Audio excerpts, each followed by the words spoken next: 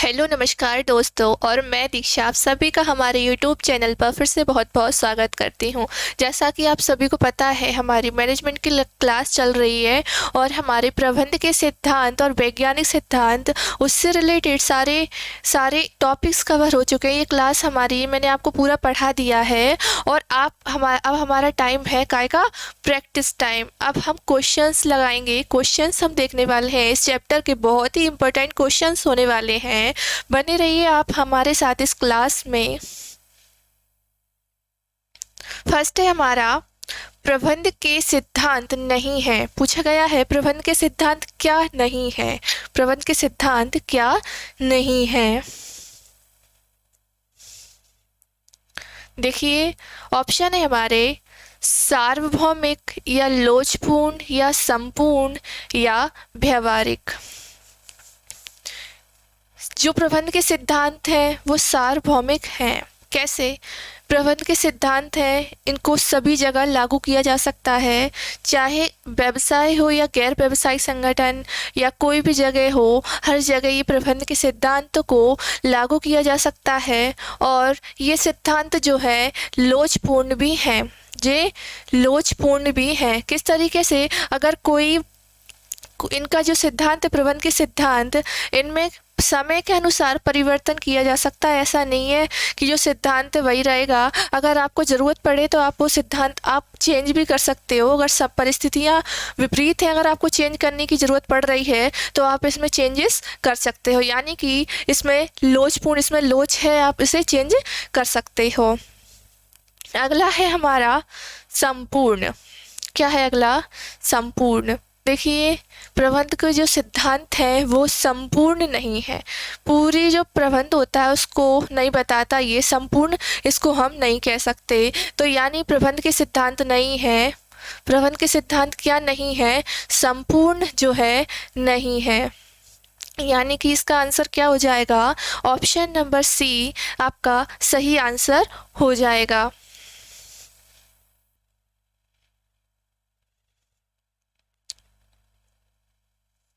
अगला क्वेश्चन है हमारा, प्रबंध के सिद्धांतों की रचना किस प्रकार से की जाती है। क्या पूछ रहा है हमसे क्वेश्चन कि प्रबंध के जो सिद्धांत है उनकी रचना किस प्रकार से की जाती है। ऑप्शन है हमारे प्रयोगशाला में प्रबंधकों के अनुभव द्वारा, या ग्राहकों के अनुभव द्वारा, या समाज वैज्ञानिक के द्वारा। देखिए इसका जो करेक्ट आंसर होगा वो आपका होगा ऑप्शन नंबर बी, प्रबंधकों के अनुभव द्वारा ही क्या होता है? प्रबंध के सिद्धांतों की रचना की जाती है। दो रीति थी प्रबंध के सिद्धांत की। एक तो आप अनुभव के द्वारा जो प्रबंध के सिद्धांत है वो बना सकते हैं। दूसरा था हमारा प्रयोग के द्वारा। कोई भी विधि लागू कर दी हमने, सर्वोत्तम विधि देखने के लिए अलग अलग विधि का प्रयोग किया, कौन सी विधि सर्वोत्तम है उस प्रकार से क्या है हमारे सिद्धांत बन जाएंगे। तो ये कौन सा है? इसमें कौन सा दिया गया है? अनुभव के द्वारा। तो प्रबंधकों के अनुभव द्वारा क्या किया जाता है? सिद्धांतों की रचना की जाती है। अगला क्वेश्चन है हमारा,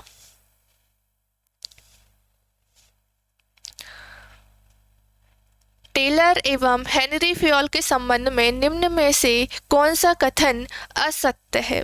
ये बहुत सारे ऑप्शन दे रखे हैं और हमें बताना है कि ये कौन सा ऑप्शन जो है, कौन सा वाक्य जो है असत्य है। पढ़ते हैं हम हमारा फर्स्ट ऑप्शन, फ्योल एक खनन इंजीनियर थे जबकि टेलर एक मैकेनिकल इंजीनियर। ये आपका ऑप्शन सही है। फ्योल जो थे वो खनन इंजीनियर थे, वो कोयला खान कंपनी में वर्क करते थे, तो वो खनन इंजीनियर थे। और एक जो टेलर थे FW टेलर, वो मैकेनिकल इंजीनियर थे। सही हो जाएगा। और ऑप्शन नंबर बी क्या है? फ्योल के सिद्धांत विशेष परिस्थितियों में लागू होते हैं जबकि टेलर के सिद्धांत सार्वभौमिक होते हैं। जी नहीं, फ्योल के जो सिद्धांत हैं वो सार्वभौमिक होते हैं और जो टेलर के सिद्धांत हैं वो विशेष परिस्थितियों में लागू होते हैं। तो ये ऑप्शन नंबर बी नहीं होगा, ये असत्य है। ये देखिए ऑप्शन सी क्या है, फ्योल के सिद्धांत की रचना व्यक्तिगत अनुभव के द्वारा हुई, जबकि टेलर के सिद्धांत की रचना परीक्षण द्वारा हुई। ये भी आपका सत्य है। फ्योल के सिद्धांत प्रबंध के शीर्ष स्तरों पर लागू होते हैं, जबकि टेलर के सिद्धांत कारखानों में। ये भी ऑप्शन आपका सही है, यानी कि क्या होगा, ऑप्शन नंबर बी आपका सही होगा, यानी कि ये असत्य है, तो ऑप्शन नंबर बी सही होगा।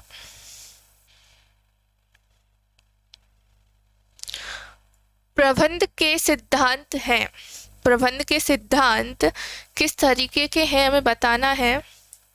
ऑप्शन है हमारे स्थैतिक, लोचदार, कठोर या सही। प्रबंध के सिद्धांत किस तरीके के हैं, लोचदार हैं। किस तरीके के, लोचदार, यानी ऑप्शन नंबर बी आपका आंसर सही हो जाएगा। प्रबंध के जो सिद्धांत हैं उनमें समय के अनुसार परिवर्तन किया जा सकता है, समय के अनुसार उनमें चेंजेस किए जा सकते हैं, इसलिए क्या वो प्रबंध के सिद्धांत लोचदार हैं।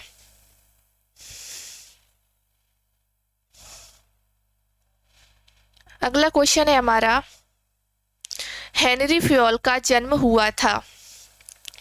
पूछा गया है हेनरी फ्योल का जन्म कब हुआ था, कहाँ पर हुआ था। ऑप्शन है हमारे जापान में, फ्रांस में, जर्मनी में या अमेरिका में। देखिए हेनरी फ्योल का जो जन्म है वो फ्रांस में हुआ था। कहाँ पर, फ्रांस में हुआ था, यानी ऑप्शन नंबर बी आपका करेक्ट आंसर हो जाएगा। अगला क्वेश्चन है हमारा, वैज्ञानिक प्रबंध में विश्लेषण है। ये परसेंट दी हुई है, हमें बताना है कि वैज्ञानिक प्रबंध में विश्लेषण कितना होता है। ऑप्शन है 25%, 50%, 75% या 35%। देखिए वैज्ञानिक प्रबंध में जो है सबसे ज़्यादा काय पे फोकस किया गया था, विश्लेषण पे, यानी कि हर एक कार्य, हर एक विधि जो अपनाए गए उनको क्या वैसे ही नहीं कि मनगढ़ंत आपने लगा दिया। हर चीज़ में हर चीज़ का क्या है, कारण और परिणाम इसमें निश्चित किया जाता है, हर क्रिया का विश्लेषण किया जाता है। तो सबसे ज़्यादा क्या विश्लेषण होता है वैज्ञानिक प्रबंध में, किसी भी कार्य का तो सबसे ज़्यादा होता है, तो 75%, यानी ऑप्शन नंबर सी आपका क्या हो जाएगा, करेक्ट आंसर हो जाएगा। अगले क्वेश्चन की तरफ हम देखते हैं। अगला है, वैज्ञानिक प्रबंध में उत्पादन होता है। वैज्ञानिक प्रबंध में उत्पादन कितना होता है, अधिकतम, न्यूनतम, सामान्य या कोई प्रभाव नहीं। वैज्ञानिक जब साइंटिफिक तरीके से मैनेजमेंट अगर किया जाता है, उत्पादन अगर करेंगे तो क्या होगा, अधिकतम होगा। उत्पादन क्या है, अधिकतम होगा, यानी ऑप्शन नंबर ए सही होगा। क्यों, जब मशीनें लाई जाएंगी, श्रम की बचत होगी और मशीनें लाई जाएंगी तो उत्पादन में क्या अधिकतम होगा, उत्पादन जो है आपका ज़्यादा होगा। मशीनों के द्वारा अगर कार्य होगा तो कार्य ज़्यादा होगा, उत्पादन आपका ज़्यादा होगा और लागत आपकी कम लगेगी। अगला क्वेश्चन हम देखते हैं, वैज्ञानिक प्रबंध का कब आरंभ हुआ। पूछा गया है, ये हमें सन दी हुई है, हमें बताना है वैज्ञानिक प्रबंध जो है उसका आरंभ कब हुआ।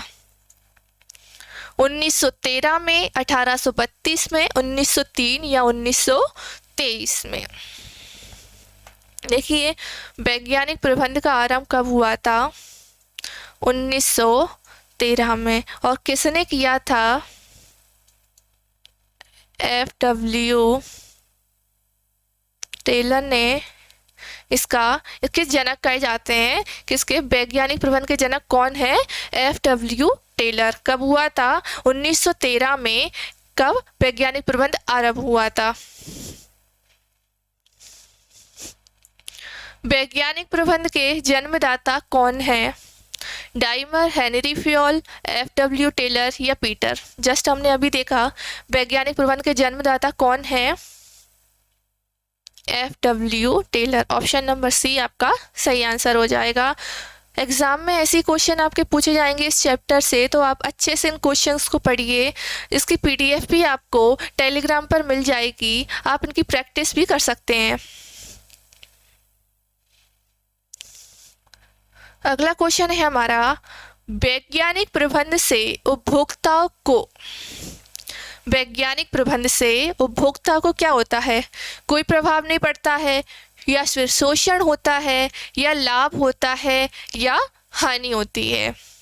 हमें बताना है कि उपभोक्ताओं को वैज्ञानिक प्रबंध से क्या होता है। तो देखिए, जो वैज्ञानिक प्रबंध होगा उससे क्या होगा, उत्पादन ज़्यादा होगा और चीज़ें जो है आपकी थोड़ी कम रेट पर आपको बाज़ार में देखने को मिल जाएंगी। तो उपभोक्ताओं को क्या होगा, लाभ होगा, यानी ऑप्शन नंबर सी आपका सही आंसर हो जाएगा। क्या वैज्ञानिक प्रबंध से जो उपभोक्ता हैं उनको क्या होता है, लाभ होता है। अगला क्वेश्चन है, प्रबंध के सिद्धांत हैं सार्वभौमिक, लोचपूर्ण, गतिशील या सभी? देखिए, प्रबंध के सिद्धांत सब जगह लागू होते हैं, सार्वभौमिक है, हर जगह इनको लागू किया जा सकता है। इनमें लोच होती है तो लोचपूर्ण, और ये इनमें गति होती है। ये प्रबंध के सिद्धांत जो हैं गतिशील होते हैं। तो क्या प्रबंध के सिद्धांत ये सभी हो जाएंगे, ये उपरोक्त सभी, यानी ऑप्शन नंबर डी आपका सही हो जाएगा। ये तीनों ही जो है प्रबंध के सिद्धांत होते हैं। अगला क्वेश्चन है हमारा, हेनरी फ्योल एक खाली स्थान थे। हेनरी फ्योल पूछा गया है, एक कौन थे? ऑप्शंस है वैज्ञानिक, लेखपाल, खनन इंजीनियर या उत्पादन इंजीनियर। देखिए, जो हेनरी फ्योल थे वो क्या, एक खनन इंजीनियर थे। कौन थे? खनन इंजीनियर। ऑप्शन नंबर सी आपका सही आंसर हो जाएगा। अगला क्वेश्चन है, मानसिक कार्य से खाली स्थान है। मानसिक कार्य से खाली स्थान है, क्या होता है मानसिक कार्य से? देखिए, ऑप्शन है थकान नहीं होती, थकान होती है, भूख लगती है, या उपरोक्त में से कोई नहीं। देखिए, जब आप कोई दिमाग से अगर कोई मानसिक कोई कार्य करते हैं तो क्या होता है, आपको थकान होती है। ऑप्शन बी आपका सही आंसर होगा। अगर आप पढ़ने भी बैठते हो तो आपके हाथ पैर उसमें भले ही ना हिल डुल रहे हो, कोई भी कार्य ऐसा हो जिसमें आपका दिमाग लग रहा हो, दिमाग पर जोर डल रहा हो, तो आप उसमें भी आप थक जाएंगे। ज़रूरी नहीं है कि थकने के लिए हाथ पैर ही आपको हिलाना पड़े या श्रम करना पड़े। जो आप बैठे बैठे कोई दिमाग वाला कार्य करोगे ना, तो उसमें भी आपको क्या है, थकान होने लगती है।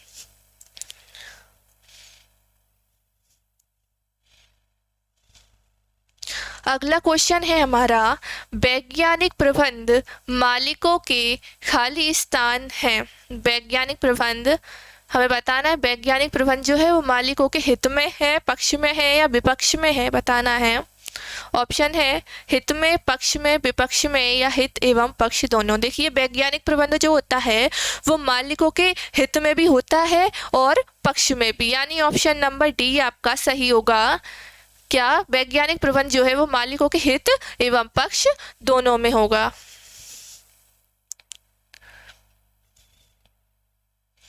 अगला क्वेश्चन है, आपसी सहयोग से की जाने वाली क्रियाएं वैज्ञानिक प्रबंध के किस सिद्धांत को दर्शाती हैं?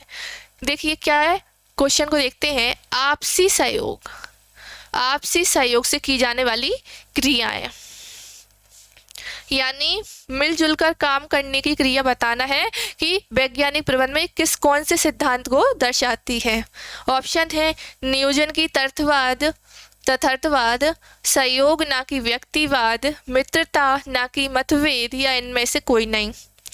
जब सहयोग हो रहा है, जब सारे लोग जो हैं एक साथ सहयोग की भावना से कार्य कर रहे हैं, एक अकेला व्यक्ति कार्य नहीं कर रहा है, उसमें अकेला नहीं कर रहा है, कोई भी लक्ष्य को अकेला व्यक्ति पूरा नहीं कर रहा है, क्या होगा? Option number B. कौन सा सिद्धांत है? सहयोग ना कि व्यक्तिवाद। क्या? सहयोग ना कि व्यक्तिवाद। अगला क्वेश्चन है, जनरल एंड इंडस्ट्रियल मैनेजमेंट पुस्तक किस व्यक्ति से संबंधित है? क्या? ये बुक का नाम है जनरल एंड इंडस्ट्रियल मैनेजमेंट, और इस पुस्तक किसने लिखा है, किससे ये संबंधित है? तो ऑप्शन है Edwin M Robbins, Henry Fayol, F W. Taylor या पीटर। देखिए, जो जनरल एंड इंडस्ट्रियल मैनेजमेंट जो पुस्तक है, जो बुक है, ये किसने लिखी है? ये लिखी है हेनरी फ्योल ने, यानी ऑप्शन नंबर बी आपका सही हो जाएगा। किसने लिखी है? ये हेनरी फ्योल ने ये पुस्तक लिखी है। अगला क्वेश्चन है, जनरल एंड इंडस्ट्रियल मैनेजमेंट पुस्तक किस भाषा में, जो पुस्तक है ये किस भाषा में लिखी गई है? ऑप्शन है फ्रेंच भाषा, हिंदी भाषा, नेपाली भाषा या कोई सी नहीं। देखिए, हेनरी फ्योल कौन थे? एक फ्रांसीसी थे। तो उन्होंने जो पुस्तक लिखी होगी वो किस में? फ्रेंच में, फ्रांस में ही उनकी पुस्तक जो है उन्होंने लिखी है, तो क्या फ्रेंच भाषा होगी। अगला क्वेश्चन है, समय अध्ययन करते समय उपयोग किया जाता है। ये समय अध्ययन जो है किसने दिया, किसने बताया? वैज्ञानिक सिद्धांत में किसने? एफ.डब्ल्यू. टेलर ने बताया। इसका अध्ययन किसने किया? एफ.डब्ल्यू. टेलर ने वैज्ञानिक प्रबंध में। किसका उपयोग किया जाता है समय अध्ययन में? ऑप्शन है चार्ट, ग्राफ, फोटोग्राफी या स्टॉपवॉच। देखिए, जब आप कोई कार्य करते हो तो उस कंपनी में, जो कारखाने में या उद्योग में आप काम करोगे, तो आपका जो कार्य है वो काय से स्टॉप वॉच के द्वारा देखा जाएगा कि आपने कितने समय में कितना कार्य किया।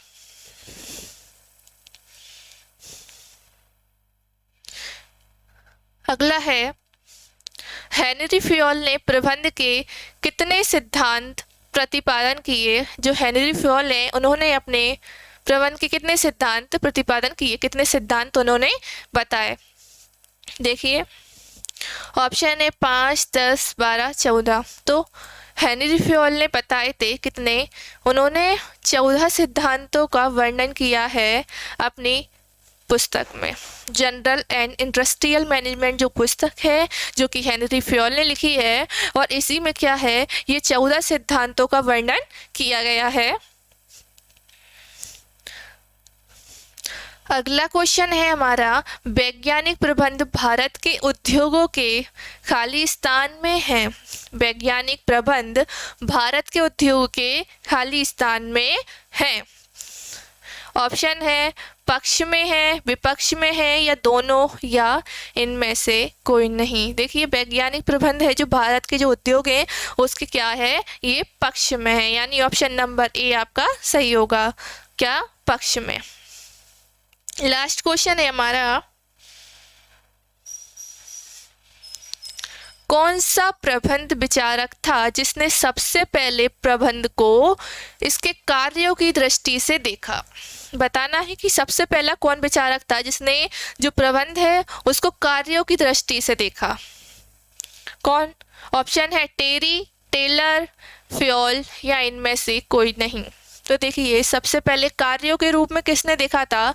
सबसे पहले कार्यों के रूप में फ्योल ने देखा। ऑप्शन नंबर सी आपका सही होगा। फ्योल ने जो है सबसे पहले कार्यों की दृष्टि से देखा, किसको? प्रबंध को। उन्होंने अपने 14 कार्य भी बताए थे। देखिए, हमारे ये 20 क्वेश्चन हो चुके हैं। अगले 20 क्वेश्चन में आपको अगली क्लास में करवाऊंगी आपको। अगर आपको वीडियो पसंद आई हो तो लाइक कीजिए, चैनल को सब्सक्राइब कीजिए। मिलते हैं हम अपनी अगली क्लास में।